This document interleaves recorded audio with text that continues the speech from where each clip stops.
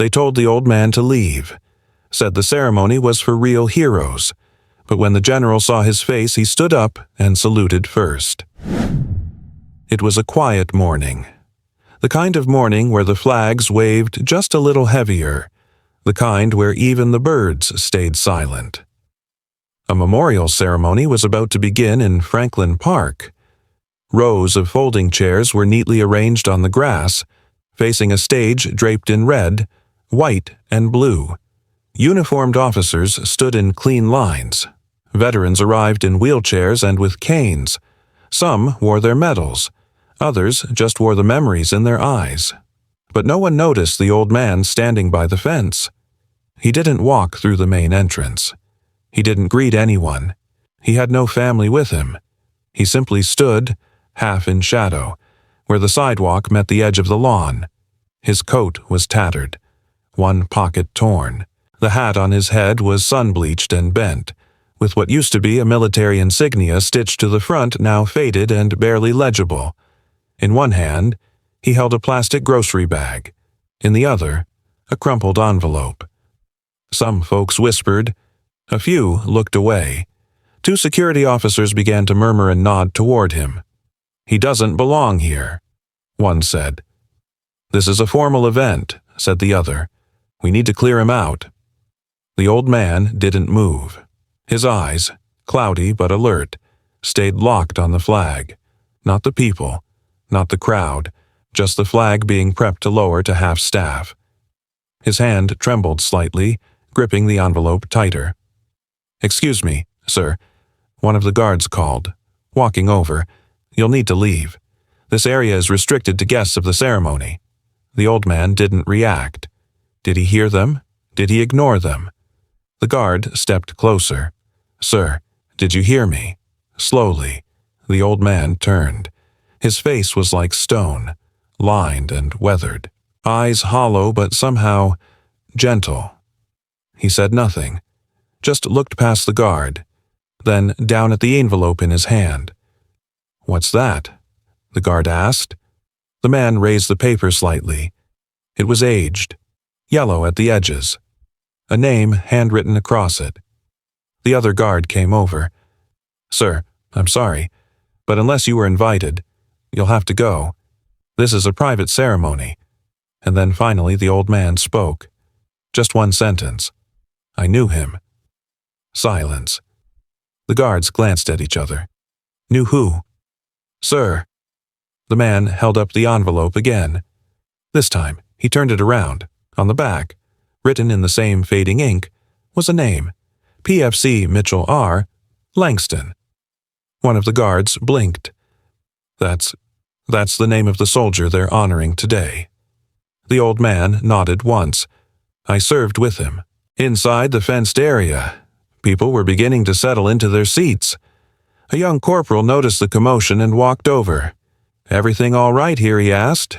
"Sir," one of the guards said, "this gentleman says he knew Private Langston, but he's not on any list." The old man's hand shook again this time, not from weakness, but from something deeper, something stirring behind the tired eyes. He reached into his pocket and pulled out a photo, worn and creased, as if it had lived folded in that coat for decades. The corporal took it, studied it, a black and white picture of 5 soldiers, all young, mud-covered, grinning at the camera.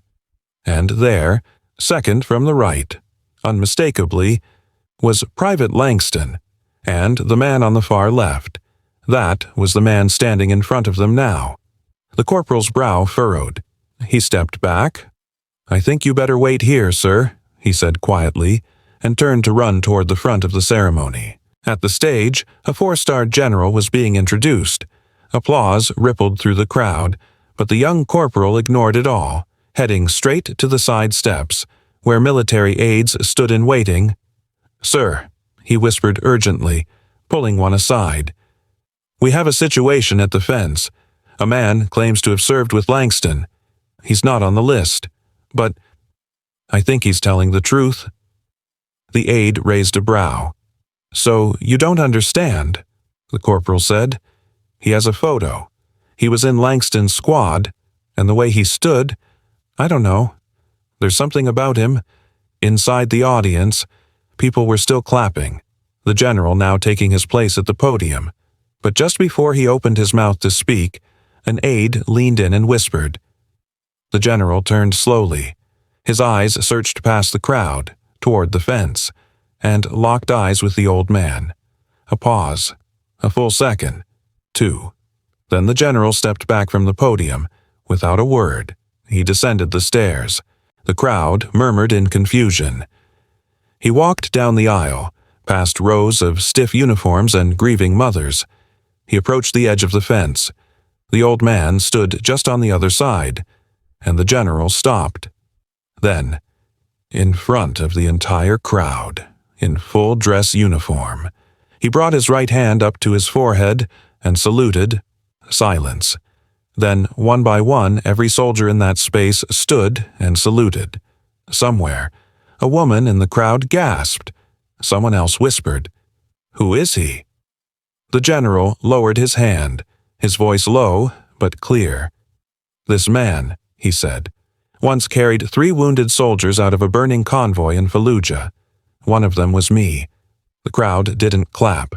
They stood still, heads lowered, and the old man finally smiled. Just a little, but in his eyes you could see it.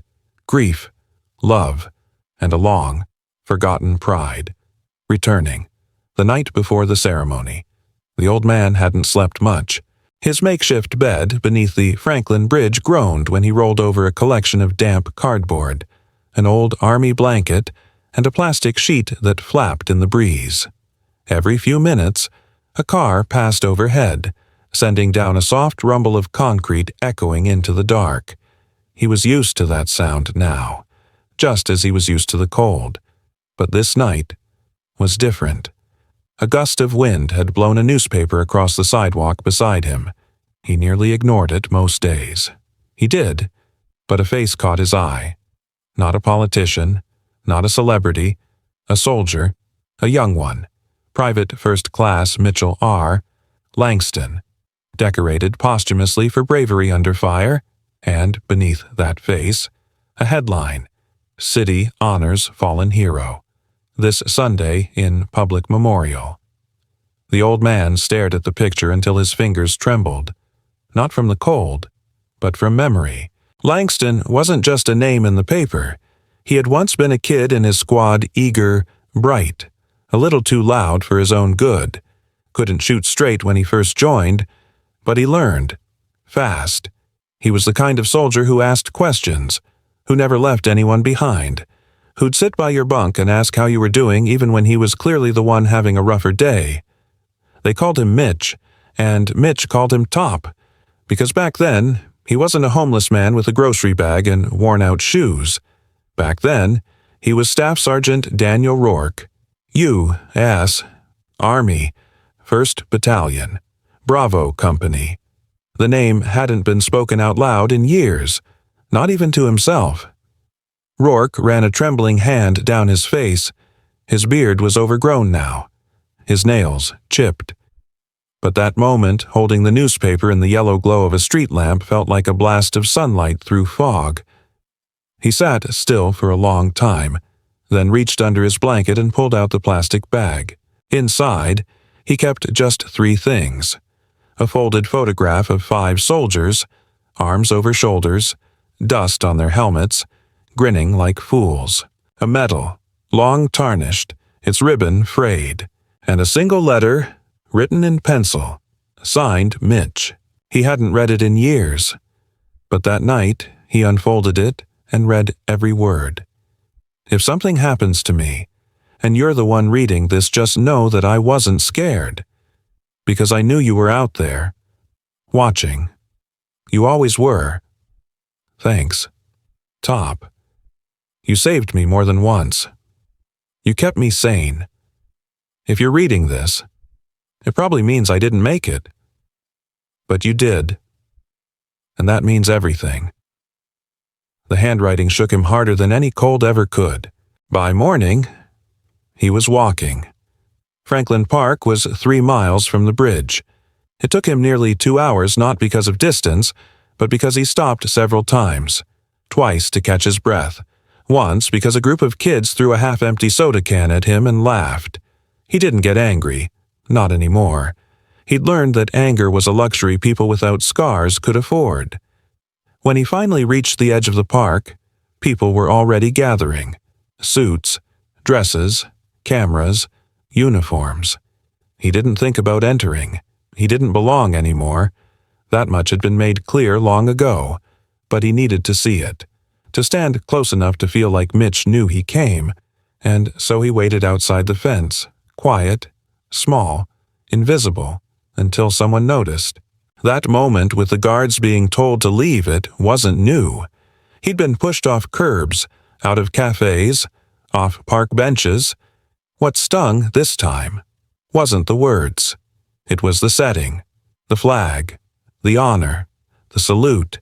It was that space built to remember a man he knew that suddenly felt like another door slammed shut.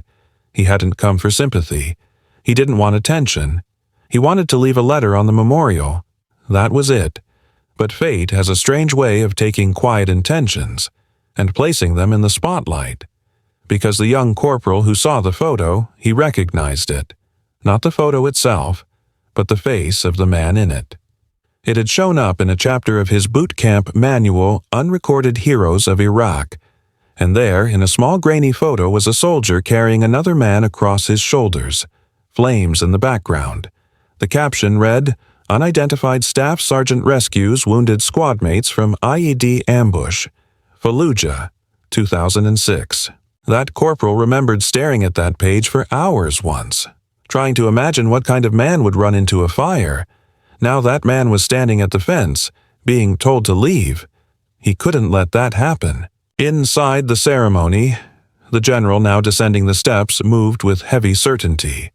His face didn't show emotion, but his eyes, they said everything. He reached the fence and stared at the old man, then saluted him. Not as a formality, not as a politician, but as a soldier to another. The kind of salute you only give a man who once held your life in his hands. The kind you never forget giving. No one knew how to react. When the general raised his hand and gave that salute, the crowd froze as if a gust of wind had swept through and turned everyone to stone. People near the front row turned in their seats. Uniformed officers glanced at each other. Even the band stopped tuning their instruments, because it wasn't just any salute. It was long, deliberate, personal, the kind you'd give a superior or a ghost. And as the general lowered his hand, he stepped forward and did something even more unexpected. He opened the gate. He didn't call for security. He didn't ask questions. He just stepped aside, eyes meeting the old man's, and quietly said, "Would you walk with me?" Sergeant Rourke. For a moment, the old man didn't move. His body, brittle and stiff from years of cold sidewalks and concrete beds, didn't know how to respond, but his instincts did. He nodded and took one step through the gate. It was a small thing, but the silence that followed was louder than any applause. As the two men walked side by side down the center aisle, the crowd slowly parted. People began to whisper, "Is that his father? No. I think he's a soldier. Look at his coat. My God. Why is the general walking with him?" A boy near the back tugged on his mother's sleeve. "Mommy, who is that man?" The mother looked confused. "I don't know." And then came the hush, that thick, sacred quiet that falls over a crowd when something greater than protocol is happening. The kind of silence where hearts speak louder than mouths. The general led Rourke up the steps of the stage. Two Marines moved to block him, unsure of what was happening until the general held up his hand and said, with a firm but soft command, "Stand down. Corporals, this man belongs here more than I do." Rourke's breath caught in his throat. His knees ached from the climb. His fingers still clenched the letter and the photo. But when he reached the top, he stood straighter than anyone had seen him stand in years. Not because he was trying to prove anything, but because for the first time in decades, He didn't feel invisible. The general turned to the microphone, took a breath, and addressed the thousands now seated in solemn attention. Ladies and gentlemen, I'll speak briefly, because today, the story doesn't belong to me. He stepped aside and motioned to Rourke. There was hesitation in the old soldier's step. His mouth opened, but no words came. He looked out into the sea of faces. So many eyes, so many polished shoes, so many starched collars. He hadn't stood in front of a crowd since the day he left the service. And yet, something in him shifted. Not with pride, but with duty. "My name," he said, voice gravelly, "is Staff Sergeant Daniel Rourke. I served with Mitchell Langston in Iraq. He wasn't just a soldier. He was a brother. He was kind. He was stupidly brave. And he saved more than one life out there." A pause. He held up the photograph. This was us. 19, 20, dirty, scared. We didn't know what we were doing half the time, but we knew we had each other. His fingers trembled again, but not from weakness, from memory. I carried Mitch out of that hellhole the day he got hit, and I thought I'd done my duty. But when I got home, I didn't know how to carry myself. He looked down at the letter. This is what he wrote me. Said I saved him. Truth is, I never stopped needing saving. Silence. He tucked the photo into the envelope, then added the letter, and with shaking hands, he stepped toward the edge of the stage, where a bronze memorial stood newly unveiled, etched with Langston's name, and gently, reverently, he placed the envelope at its base. Then he saluted. The crowd stood. No one clapped. Not yet. They just stood, one by one, a schoolteacher, a Boy Scout, a father with his daughter, then a Marine, then a nurse, then a police officer in dress blues, until the entire lawn, every single soul was on their feet. Not for the ceremony, not for the politics, but for the man nobody saw. A reporter in the back wiped tears from her cheek. The mayor took off his hat, and the general. He stepped behind Rourke, placed a hand on his shoulder, and whispered, "We failed you when you came home. Let us not fail you again." For the first time in decades, Daniel Rourke cried, and for the first time, it didn't feel like weakness. It felt like something breaking open, something heavy being set down. After the ceremony, people didn't rush to their cars. They lingered. Dozens came forward first timidly, then more freely as if drawn by something sacred, a quiet magnetism. They weren't there for selfies or sound bites. They came to shake his hand, to look him in the eye, to say what no one had said in decades. "Thank you. Sir, you deserved more. Welcome home." A mother approached with her teenage son, who was wearing an ROTC patch. She gently nudged the boy forward. He swallowed hard and said, "You're the reason I signed up." Rourke looked down at the kid, then at the mother, and for a moment, he felt the weight of time crash into him. All the years he thought were wasted. All the quiet days he sat in alleyways, wondering if his life had meant anything. And now, here was this boy clean, upright, hopeful, standing in front of him like a living answer to a silent prayer. "Make it count, son," Rourke said, voice steady. "Every day. That's all you've got to do." Back behind the stage, the general handed him a folded envelope. Rourke opened it slowly. Inside was a formal invitation to be honored at the Capitol for his service and sacrifice. A room would be named after Mitchell Langston, and, beside it, a plaque etched with Rourke's name and photograph. The general added, "You were never invisible. We just weren't looking hard enough." But as the crowd began to thin and the sun lowered behind the skyline, Rourke quietly slipped away. He didn't want a spotlight. He didn't need a parade. He needed a moment. And he took it sitting on a bench just outside the park, where a small American flag still fluttered in the soft wind. A woman in her late 60s noticed him sitting there and hesitated. Then she slowly walked over. "I knew you once," she said. "A long time ago." Rourke turned, puzzled, and then his eyes widened.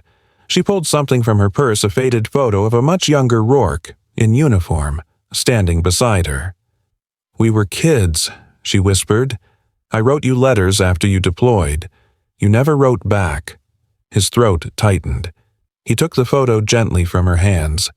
"I didn't think I deserved to," he said quietly. She sat down beside him. No judgment, no anger, just a long pause, the kind that says everything words can't. "I'm glad you came back," she finally said, "even if it took the world a while to notice." That night, a video went viral. It was taken by a bystander during the moment of the general's salute, raw, unfiltered, shaky, but powerful. In the clip, you could hear gasps. One woman cried audibly, and in the center of the frame, the image that shook a nation. A 4-star general saluting a ragged, weathered homeless veteran with tears in his eyes. By morning, it had millions of views. News anchors recounted the story. Historians weighed in. Veterans posted tributes. Families reshared the moment with captions like, "Show this to your kids. This is what honor looks like. He never stopped serving. We just stopped seeing. God bless Sergeant Rourke." At a small cafe the next day, a waitress spotted him by the window. He'd taken a seat in the corner, still wearing his threadbare coat, trying not to draw attention. She walked over, refilled his coffee without asking, and softly placed a slice of apple pie in front of him. "On the house." She smiled. "It's good to finally serve someone who spent his life serving us." Rourke chuckled softly, not from embarrassment, but from something else. Something he thought had been buried. Gratitude. That week, he received more letters than he had in 20 years. Some from kids, some from politicians. One from the widow of a soldier he had pulled out of a fire in Fallujah, a woman he never knew existed. She wrote, "He always talked about you. He said you were the reason he made it home. He named our son after you." Rourke folded the letter slowly, placed it beside Mitch's, and for the first time in a long, long time, he felt warm. Not from the sun, but from belonging. A week later, the Memorial Plaza was still drawing visitors, but not just for the names etched in bronze, not just for the polished granite or carefully folded flags. They came looking for a moment, a story, a man. Some found his bench, the one where he'd sat after the ceremony, just beyond the tall hedges, facing the street. There, on the wooden slats, someone had left a small plaque in honor of the ones we forgot and finally remembered. Staff Sergeant Daniel Rourke. Welcome home. He hadn't been seen much since that day. No interviews, no press. He'd quietly accepted an invitation to speak at a local school for Veterans Day, where 6th graders had written him letters. Most were full of innocent questions. What did the war feel like? Were you ever scared? Do you like dogs? Do you miss your friends? He read every one, took his time, then walked into the classroom wearing a fresh coat, new boots, and the same solemn eyes. When a girl asked if he was famous now, Rourke shook his head. "No, sweetheart," he said. "I'm just finally seen." Back in the city, the video of the salute still circulated, not with scandal, not with outrage, but with reverence. People didn't argue about it. They just watched, and somewhere deep inside, most felt something stir the echo of a truth they already knew, that worth isn't written on a uniform, and dignity doesn't wear a price tag. One evening, the general, now retired, received a letter in the mail. No return address, just his name. Inside was a folded photo, the old one, from Iraq. It showed a younger Rourke, smiling beside Mitch Langston, both covered in dust and sunlight. On the back, in carefully pressed handwriting, were 4 words: "Thank you for seeing me." The general didn't frame it. He tucked it into his wallet, right next to the photo of his own father, a veteran, long gone, who had always reminded him metals shine in glass, but real service rusts in silence. And as for Rourke, he never sought to be remembered as a hero. He'd spent enough years lost in the background of other people's lives, but now, sometimes, people would stop him on the street. A bus driver, a mailman, a nurse. They'd shake his hand, ask how he was doing, call him sir, not because of the video, not because of the viral story, but because something had changed. He mattered again. In a world moving too fast to notice the quiet ones, one moment of honor had opened a door, and through that door came not just recognition, but restoration. Not just applause, but peace.